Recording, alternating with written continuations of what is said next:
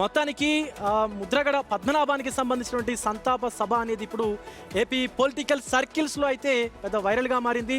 ఎందుకంటే ఆ సంతాప సభ అన్నప్పుడు ఇరు పార్టీలకు సంబంధించినటువంటి ప్రతిపక్షం కావచ్చు, అధికార పక్షానికి సంబంధించినటువంటి నేతలందరూ కూడా పాల్గొంటారు. బట్ దాన్ని రాజకీయం చేయడం సరికాదు అంటూ కూడా ఇటు ప్రత్యక్ష పార్టీలు అయితే మాట్లాడుతూ ఉన్నాయి. రైట్, ఇక నెక్స్ట్ అప్డేట్ చూద్దాము.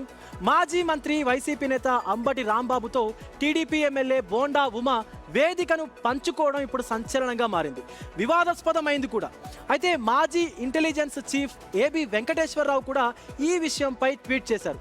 తాను గతంలో అంబటితో వేదిక పంచుకొని ఉండాల్సి కాదన్నారు. అయితే అది తన సిద్ధాంతం అన్నారు ఏబి. బోండా ఉమా మాత్రం కులం కోసం వేదిక పంచుకోవచ్చా అని ప్రశ్నించారు. సిద్ధాంతం కంటే కులమే పవిత్రమా అని వ్యాఖ్యానించినటువంటి ఏబి కులం ఆధారంగా నడిచేటువంటి సమాజం అభివృద్ధి చెందదని చెప్పారు.